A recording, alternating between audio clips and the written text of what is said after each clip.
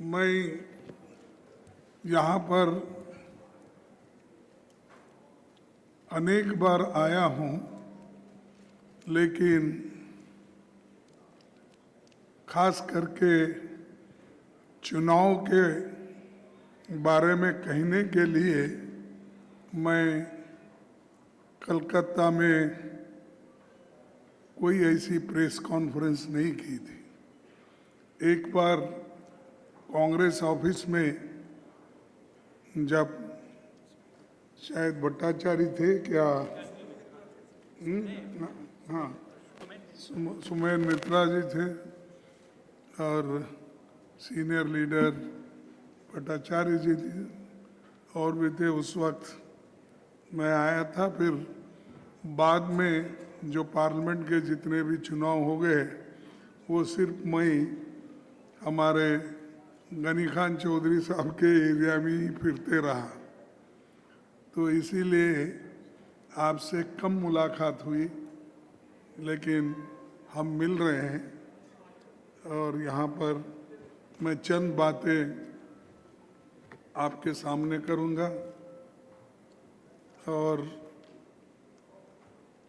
पहला मेरा introductory remark है कि हम बहुत दिनों के बाद बंगाल में सभी सीटों पर चुनाव लड़ रहे हैं। यहाँ के लोगों को एक नया विकल्प देने की कोशिश कर रहे हैं। हमारा घोषणा पत्र जनता के लिए राहत और बंगाल के विकास को ध्यान में रखकर बनाया गया है। महिलाओं को 2000 महीना, किसानों को 15,000 सालाना, 10 लाख हेल्थ कवर और यूथ के लिए जॉब्स, हर डिस्ट्रिक्ट में आर्टिफिशियल इंटेलिजेंस सेंटर की योजना, ये सारी चीज़ें तो हमने अपने मैनिफेस्टो में लिखा है और ये मैनिफेस्टो की कॉपी तो आपको मिली होगी या देंगे शायद, तो आप इसमें सारी चीज़ें डिटेल हमने बताया है। मैं सिर्फ मेन मुद्दे आपको बता रहा हूँ। सबसे महत्वपूर्ण बात, हमारा मैनिफेस्टो सिर्फ पैसा बांटने की बात नहीं करता, ये इकोनॉमी रीबिल्ड करने की बात करता है, यानी रिलीफ भी, रिफॉर्म भी और फ्यूचर भी। उसी के साथ हम ये कहेंगे कि बंगाल में 15 वर्षों से टीएमसी सरकार है, इसके बावजूद बंगाल में बदलाव नहीं हो सका।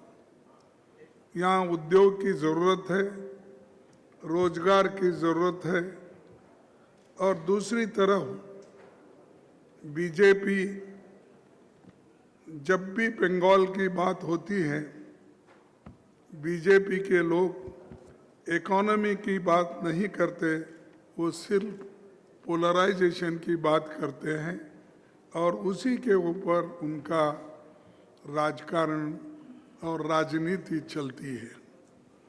ना जॉब्स पर क्लैरिटी है, ना इंडस्ट्री रिवाइवल प्लान है, ना यूथ रोड मैप है।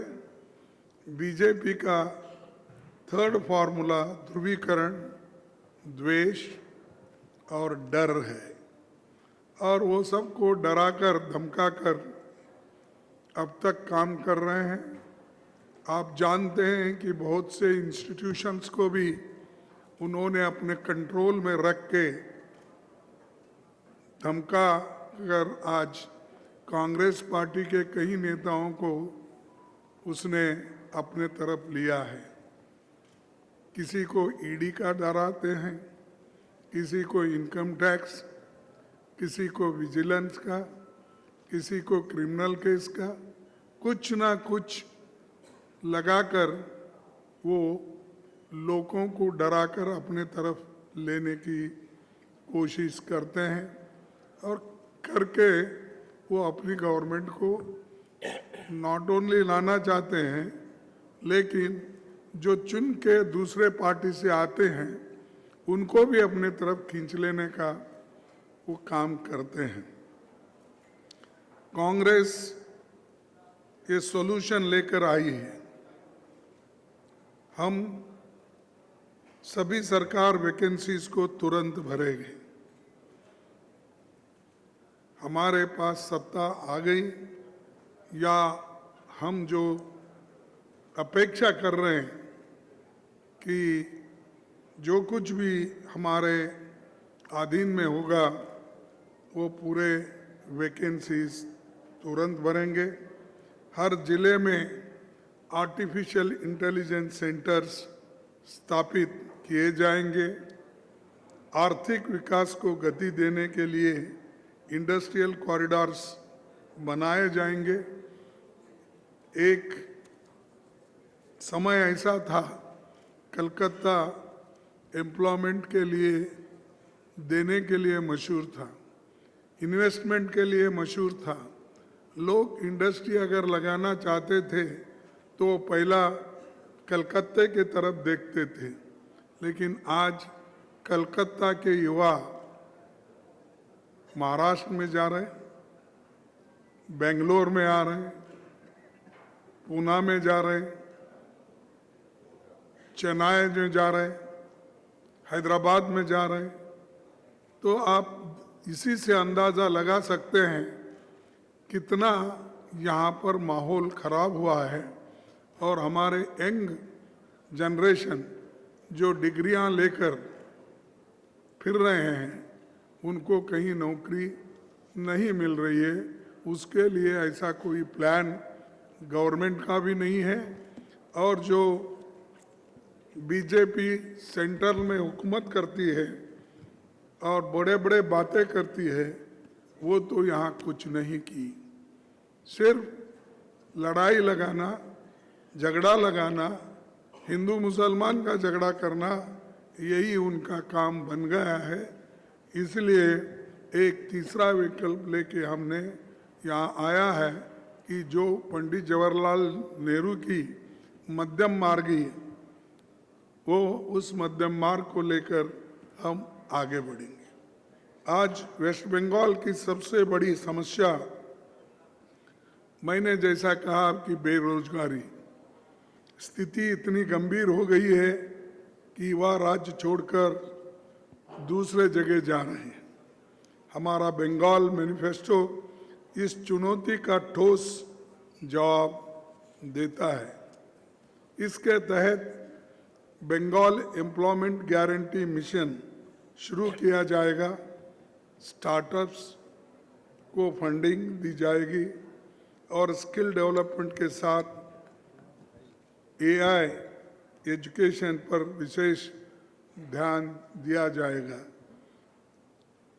वुमेन एम्पावरमेंट, इस मैनिफेस्टो में महिलाओं को बेनिफिशियरी नहीं, ड्राइवर का इकोनॉमी माना जाएगा और वो लोग इकोनॉमी को डेवलप करने में अपना हाथ बटाएंगे, मजबूत करेंगे। इसीलिए वुमेन एम्पावरमेंट को हमारा महत्व है। हम महिलाओं को 2000 हर महीना देंगे। महिलाओं को पीजी तक फ्री एजुकेशन देंगे जिससे वो सशक्त हो सके। हम उनकी सेफ्टी के लिए फास्ट ट्रैक कोर्ट्स बनाएंगे और हेल्थ केयर में, स्वास्थ्य के क्षेत्र में 10 लाख तक का पूरी तरह स्टेट फंडेड हेल्थ इंश्योरेंस प्रदान किया जाएगा ताकि हर नागरिक को सस्ती और बेहतर हेल्थ केयर मिल सके। फार्मर वेलफेयर, किसानों के लिए 15,000 वार्षिक सहायता दी जाएगी। इसके अलावा फ्री इलेक्ट्रिसिटी और बेहतर प्रोक्यूरमेंट सिस्टम सुनिश्चित किए जाएंगे ताकि उनकी आय और सुरक्षा दोनों बढ़ सके। लॉ एंड ऑर्डर हमारा मैनिफेस्टो स्पष्ट करता है कि अपराधी चाहे किसी भी पार्टी से जुड़ा हो, उसे बख्शा नहीं जाएगा। पुलिस को स्वतंत्र बनाया जाएगा और चुनाव निष्पक्ष कराए जाएंगे। बंगाल को पार्टी राज से निकालकर रूल ऑफ लॉ की दिशा में ले जाना होगा। आज बंगाल के सामने 3 रास्ते हैं। एक, आज बंगाल के जो मौजूदा रास्ता, यहाँ पर तो करप्शन का आपको तो मालूम है कि एक मिनिस्टर के घर में मैं सुना 25 करोड़ रुपए 50 अच्छा मिले, और वो आगे की स्टोरी आपको सबको मालूम है, मैं ज़्यादा उसके बारे में बोलना नहीं चाहता।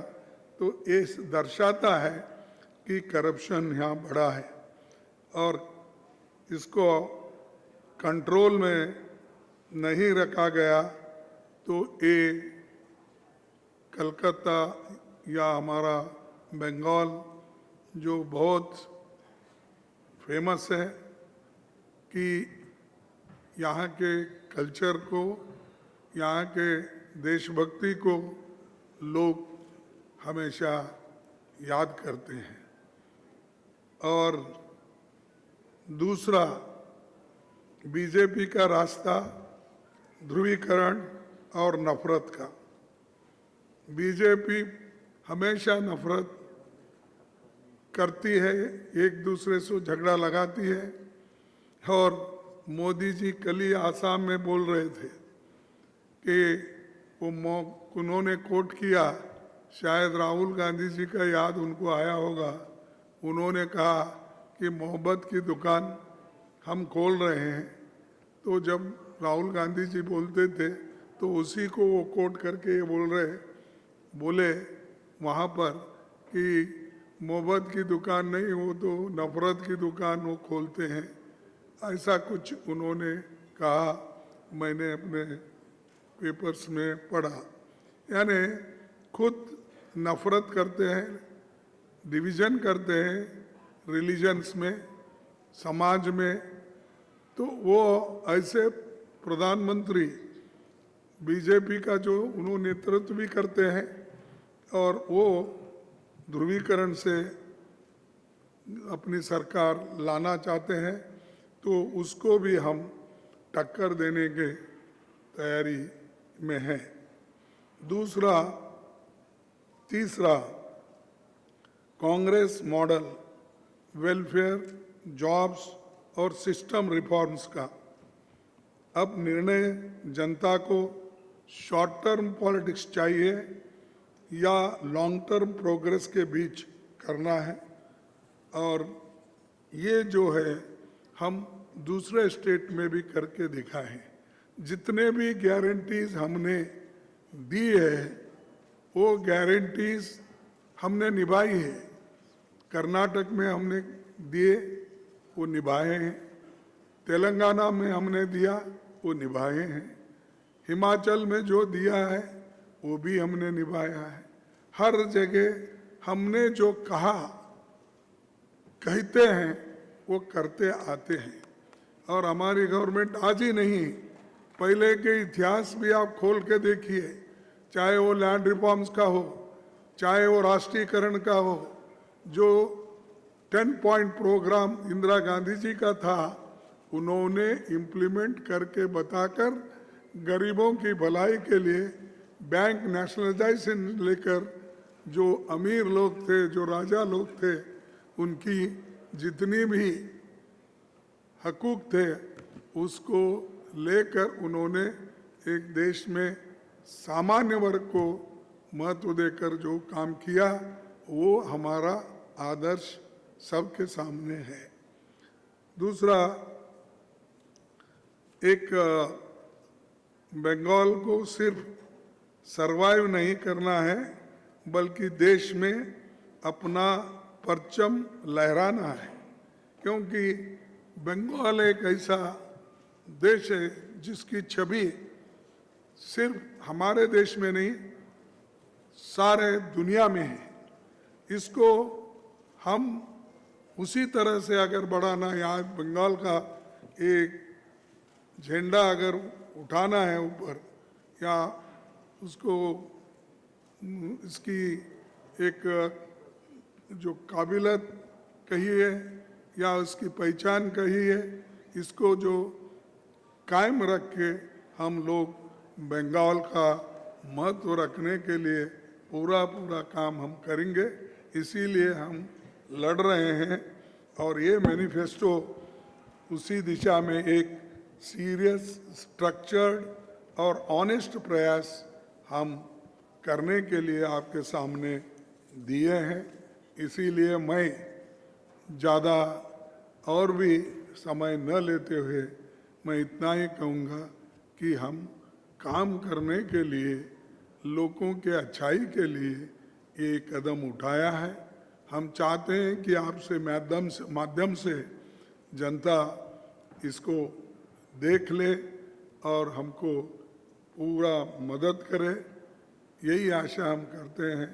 और बाकी का तो हमने जो कुछ मुद्दे रखे हैं, इसका प्रचार और प्रसार हमारे पार्टी के लोग करेंगे और उसके बारे में मैं और कुछ ज़्यादा बताने की ज़रूरत नहीं है।